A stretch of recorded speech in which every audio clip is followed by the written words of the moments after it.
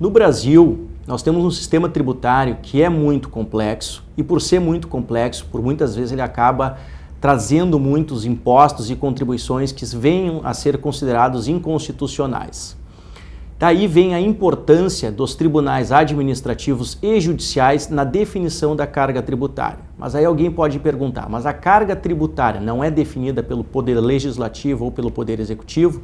Sim, desde que na definição dos tributos não haja nenhuma violação à Constituição Federal ou às leis complementares ou às leis ordinárias. No momento em que uma lei, onde se cria um imposto, ou que se majora uma alíquota, ou que se modifica uma base de cálculo que acaba interferindo na carga tributária, se essa lei ela traz algum problema de violação à Constituição ou a essas outras leis, esse imposto pode vir a ser discutido, atacado através de uma ação judicial ou também num processo administrativo.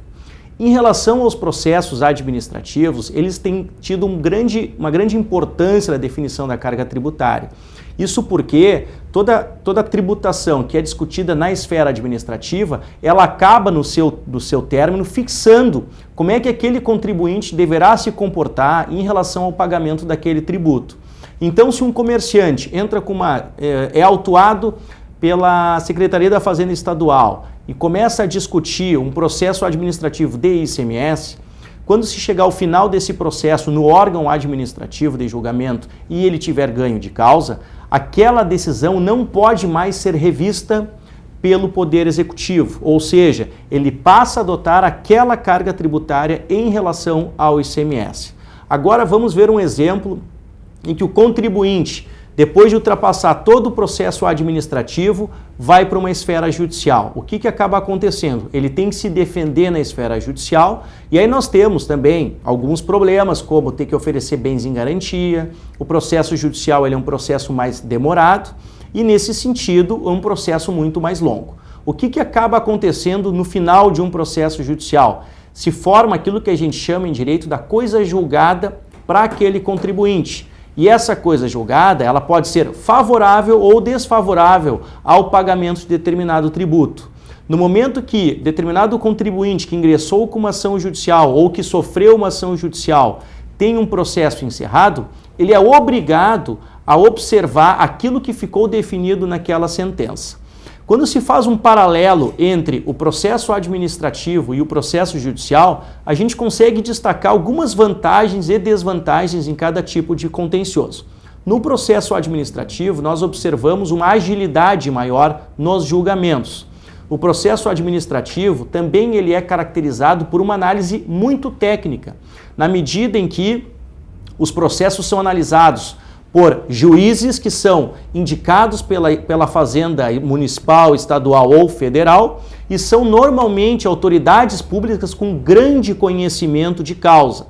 No outro lado dos processos administrativos, existem julgadores que são indicados pelas entidades de representação de empresas, que também podem ser bacharéis, podem ser contadores, podem ser advogados e também são pessoas habilitadas e com grande conhecimento técnico.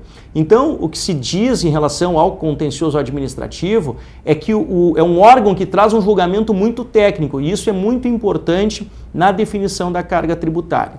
No caso do Poder Judiciário, nós temos hoje uma grande estrutura de juízes, de procuradores, de advogados que também vão poder apresentar suas provas e ao final do processo vai ter aí a definição de determinado contribuinte em relação ao pagamento ou não dos tributos. Então hoje é muito importante que se conheça também essa nova, podemos chamar de fonte de carga tributária, de fonte de tributo, em que pese não seja literalmente uma fonte de criação de tributo, mas os tribunais, tanto administrativos quanto os tribunais judiciais, quando eles julgam determinadas matérias, eles acabam firmando posicionamentos. Para finalizar, eu traria 3 casos que a gente está aguardando no Supremo Tribunal Federal de matérias que vão vir a ser definidas. Por exemplo, no caso de empresas com dívidas tributárias, a possibilidade de, mesmo com as dívidas, optar pelo Simples Nacional. Essa é uma matéria que vai ser definida no Supremo Tribunal Federal. Uma outra questão que também está em repercussão geral no Supremo, a possibilidade de cobrança do ICMS, a diferença de alíquota do ICMS sobre as empresas do Simples Nacional.